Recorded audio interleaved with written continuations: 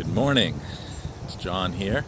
I have a little bit of time before my session here at Cavallo Point, so I thought I'd give you a little insight on the subject of depression, and something that has come up quite a bit in the work that I do, and I think primarily because I meet so many people who are born with the gifts. I call them, of the shaman, of high levels of sensitivity, high levels of empathy, ability to connect and feel not only what's going on with an individual, but the entire village, and in many cases, sort of the entire world. And we live in a society and Western culture primarily that has a great premium on happiness. Are you happy? The pursuit of happiness, that it's such a thing, that it's the most important thing in life. And there are many cultures who don't even have that word in their language. And I think it's because to natural humans primarily, life is pleasure and pain, but ideally more pleasure than pain, and that's just normal, and it's a wonderful, wonderful experience here in the theater in general, right? But we've been upside down for a long time, and so we've had a lot more pain typically than pleasure. And then we've created this need to measure ourselves based on our quote-unquote happiness. The problem is that a lot of highly sensitive people, no matter how good things are going in our personal life, no matter how many great experiences and pleasurable experiences we're having, there's typically always a kind of underlying low-level depression, if you will, because we cannot help but sense the overall state of humanity and the world at large. And that's okay. It needs to be okay. Otherwise it gets diagnosed and medicated, and even then that doesn't really help. It just sort of numbs, or we get involved in just sort of transcending the whole theater, the whole situation. So my point here is that particularly if you're the kind of person who does have a high level of sensitivity, and you do notice that you have this sort of underlying depression, and that can get very intense at times, because a lot of times, depending on who you're around or where you are or what's going on in the world, it can hit you pretty hard.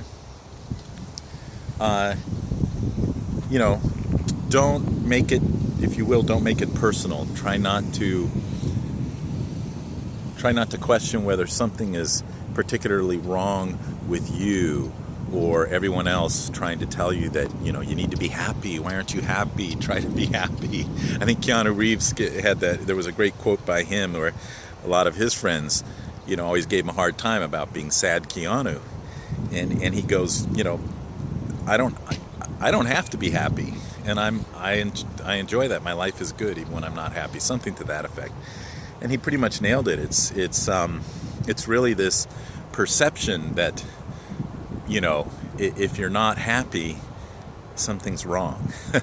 So if you find yourself to be someone who has this sort of underlying low-level depression, then consider the possibility that it's simply what I've always experienced as a sensitive person, as a shaman.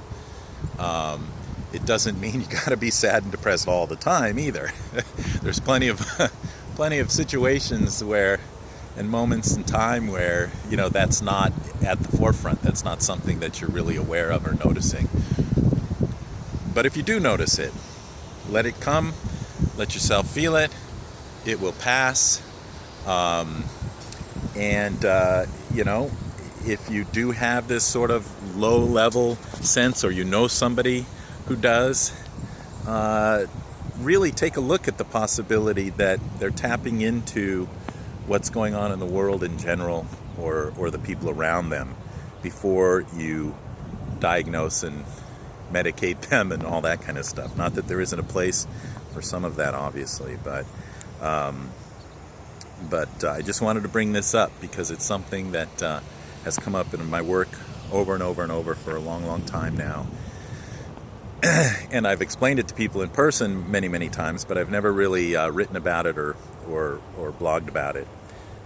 So I think that's about all I have to say about it at this point. There's probably more I could go on about, but certainly if you have any questions about it, I would love to hear from you. Send me an email, john@dreamingintobeing.com. I'm very happy to discuss it further, to explore it further.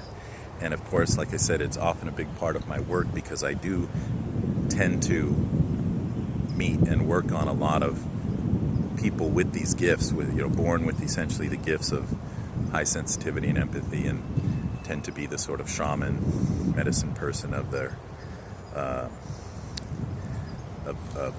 world. So, okay. Take care. I hope you enjoyed this beautiful scenery with me. It's a gorgeous day, obviously, and I hope wherever you are, you find the beauty of it, and whoever you're with, find the beauty there within them. Okay, be well.